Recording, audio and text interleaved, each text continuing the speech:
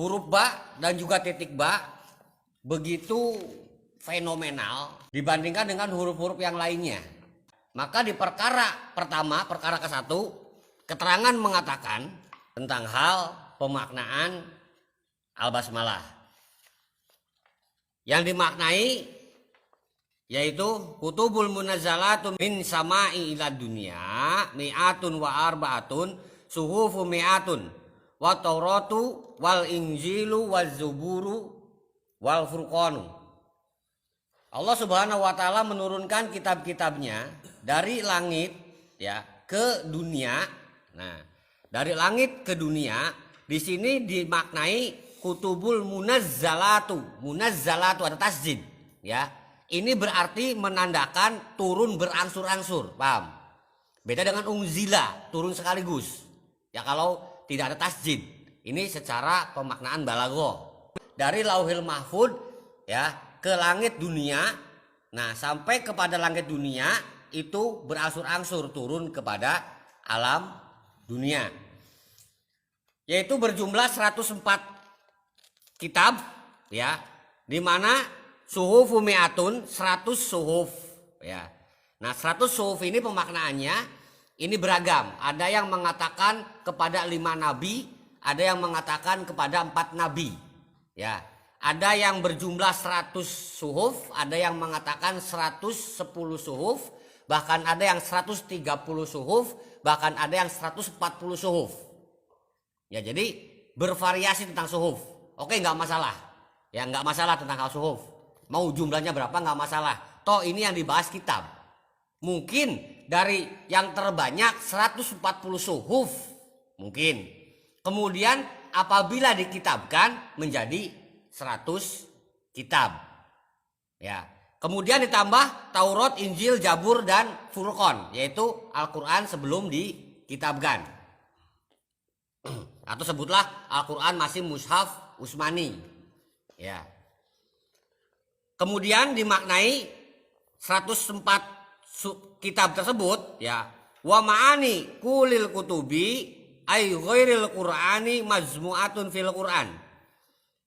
Makna semua kitab termasuk adalah Al-Qur'an atau Al-Furqan tadi terkumpul dalam satu kitab yaitu Al-Qur'an, yakni kitab yang berisi 30 juz, 114 surat, 6.666 ayat dan juga 77.934 kalimat.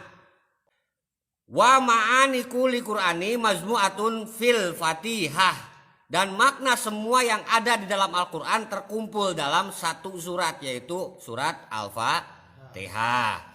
Wa ma'ani Fatihati mazmu'atun fil basmalah, dan makna semua ayat yang ada dalam Al-Fatihah terkumpul maknanya di dalam al-basmalah atau bismillahirrahmanirrahim. Nah, dalam hal ini Sayyidina Ali hanya menerangkan sampai di situ. Ya, ini berdasarkan konon katanya riwayat. Ya. Kemudian ada keterangan lain yang menyebutkan wa ma'anil basmalati mazmu'atun fi ba'iha, dan semua yang terdapat dalam kalimat al-basmalah terkumpul maknanya yaitu dalam huruf ba-nya. Jadi huruf ba-nya bismillah. Wa ma'ani ba'i fi nuqtatiha, dan makna huruf ba ada pada titiknya.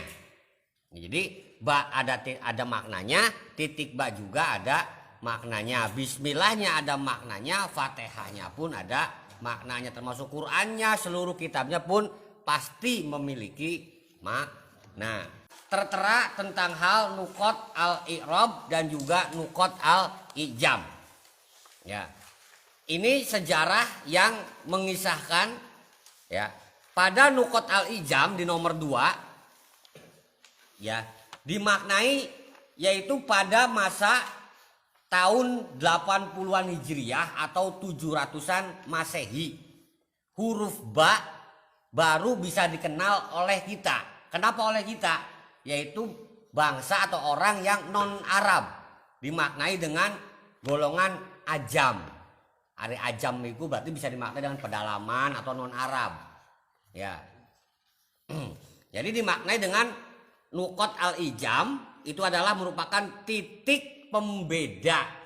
Ya, sebagai keterangan, sebagai penjelasan bagi orang-orang non Arab agar bisa membedakan huruf yang tentunya batang tubuhnya yang sama. Contoh misalkan kayak huruf ba, ta, sa, ya, nun. Itu hampir sama batang tubuhnya, setengah mangkok.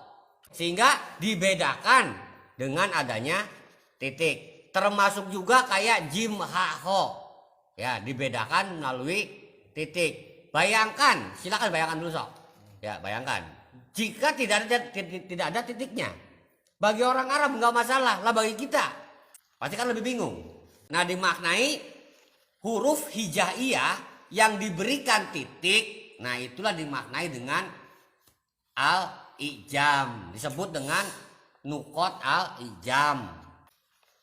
Nah, bagi huruf hijaiyah yang dibiarkan tanpa titik, kayak model ha, terus dal, sod, ya dan seterusnya. Nah itu namanya bukan al-ijam, tapi namanya al-ihmal. Ya. Jadi dalam hal ini barulah tahun 700-an huruf hijaiyah mengalami proses adanya titik. Ya.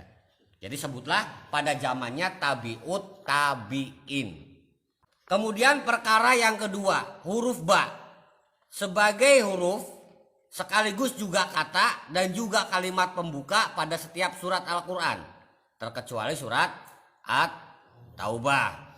Semua surat di dalam Al-Quran yaitu dibuka dengan Bismillahirrahmanirrahim. Nah, jadi ini juga termasuk salah satu duduk permasalahan yang menjadikan huruf ba itu fenomenal banget. Ya.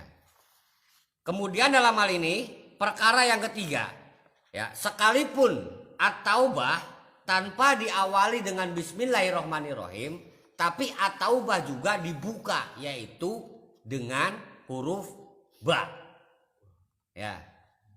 At-Taubah atau secara makna nama surat lainnya, nama lainnya dari At-Taubah adalah Al-Baro'ah atau Al-Bari. Ya.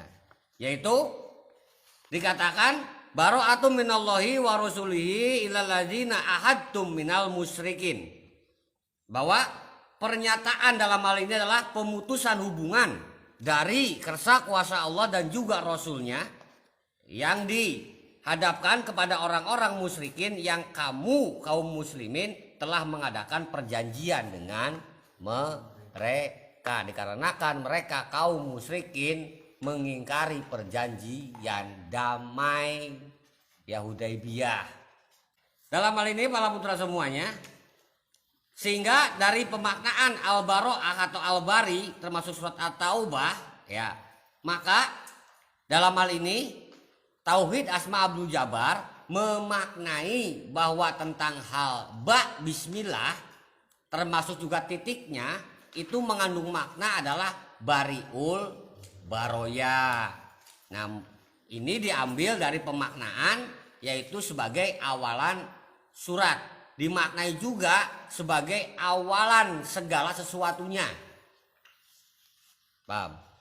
Jadi dari proses penciptaan yaitu al-bari, Allah yang menciptakan.